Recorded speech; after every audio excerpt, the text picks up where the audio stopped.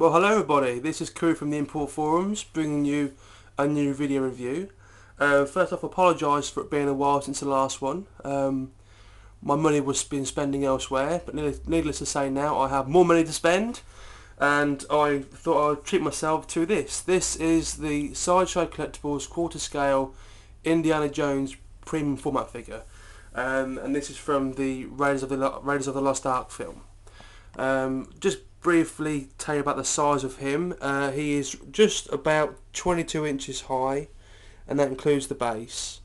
It portrays Indy holding the golden idol in his right hand with his trademark whip in his left hand. Just give you an overview of him. And hope you notice I'm back to freehand now. I didn't like the tripod, so I'm back to the old freehand camcorder style jobbies, you know. Let's give you a bit of a close up of his face. Now, one thing that, obviously with the Sideshow premium format figures, especially when it comes to human likenesses, it can either be, the likeness can either be really, really, really good, or it can be really, really, really bad. And when the prototype pictures came upon the site for this, I was like, oh, this looks really smart, you know, it looks really good, really like Harrison Ford. Especially when you compare it to their Han Solo premium format figure. This is 1,000 times better than that. But obviously the worry is, when it comes to production, the quality is lost from the prototype pictures, etc, etc. And when it started arriving on certain forums, people were posting pictures. I was pleased to see that they've kept the likeness pretty much there, and it's superb. I mean, absolutely brilliant. I mean, even down to the stubble, rather than being painted, it's actually sculpted. It gives you the texture, the rough texture. This was available in two editions. Obviously, you got the standard regular edition, which this is, and you have the exclusive version. The exclusive version is exactly the same, aside from it's limited to 1,000 pieces, and it has an exchangeable head for Indy, where he's not wearing his fedora. Now, in my opinion, Indiana Jones has his hat on. Simple as that. So, in my opinion, whilst the portrait looks good on the exclusive, but for displaying purposes, I don't think it's needed. So if you can save yourself some money to get the regular version, get that. And the only difference with the regular version is that is limited to 3,000 pieces. So quite a high edition number, but at the same time, it makes it easy for us collectors to get. Especially like myself, who I never pre-ordered it first when it originally sold out. Then I do believe Sideshow actually bumped the edition number up to 3,000, so it made it easier for people like me who didn't pre-order in the first instance, easier to get. Right, now one thing I have to mention about this is one of the problems that when this came was people were saying that the actual face in Indiana Jones was too dark, you know, sort of an Afro-Caribbean sort of style, you know. It's saying that the tan was way too dark, and some of the pictures I've seen of Indy have been like this. They have been very, very dark, or in a way too dark, and unfortunately Sideshow are stating that all pieces are hand painted by individual people. Basically what you get is what you give, and they're not willing to give you a replacement head if you're saying it's too dark. Now luckily when mine arrived, it wasn't too dark, it was just about right. But even so, in the right light, in the right display light, it looks perfect anyway. So that's one minor niggle you could be anal about, but me personally, I think it's fine.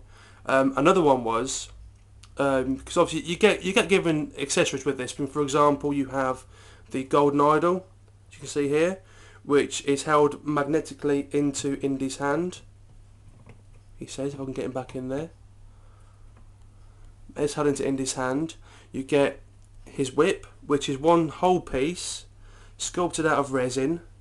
I mean, it's a brilliant sculpture on it for a whip, you know, for a little accessory to go with him.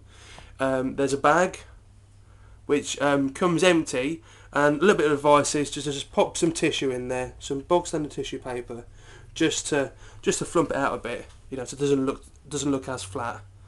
And the other thing you get is Indy's revolver. I'll just show you here.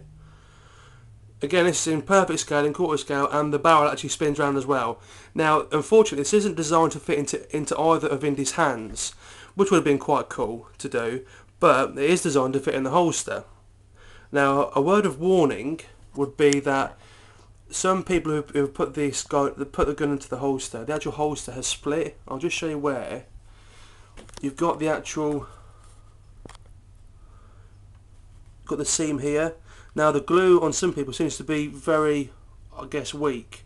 And when you put the gun into the top of the holster here, spread it into there, the actual holster is split. I mean, it's only a case of just gluing it back together again, but it shouldn't happen.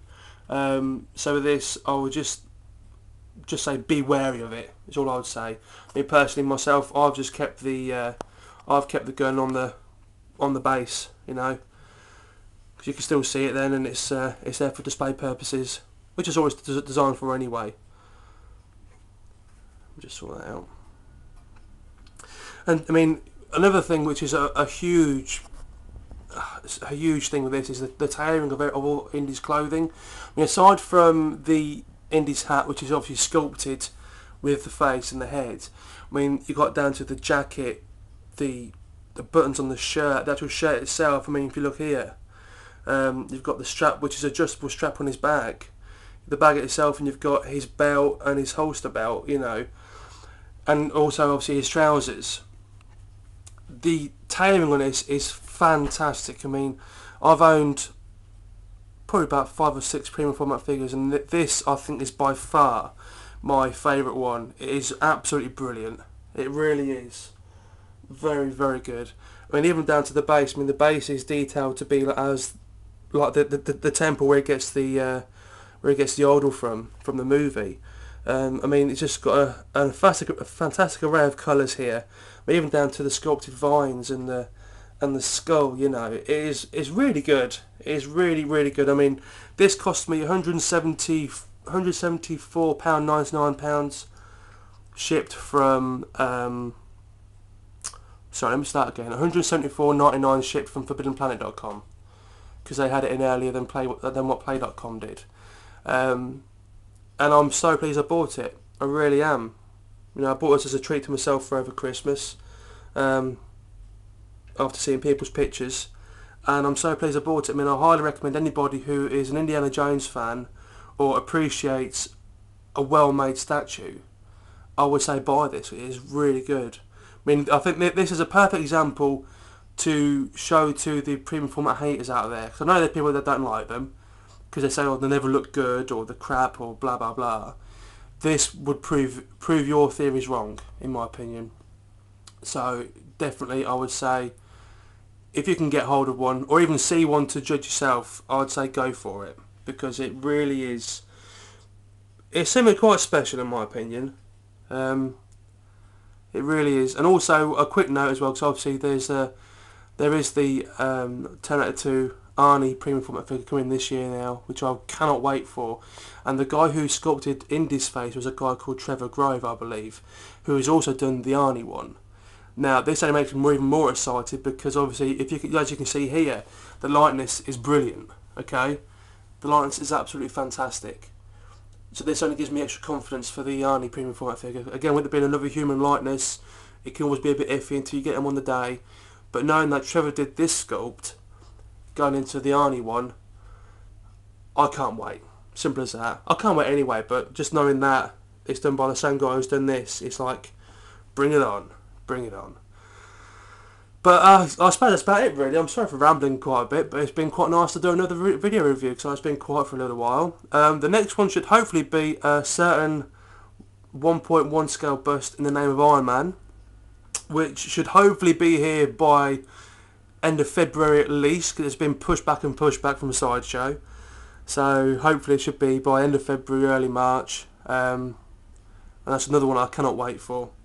But in the meantime, if you've got any problems or any questions you'd like to ask, obviously either contact me on YouTube or on the good old import forums. That's www.theimportforums.com. Just get on there, register, ask away, and I'll do my best to help wherever I can. So until next time, take it easy, and I hope you all had a happy new year, and I will speak to you soon. Bye!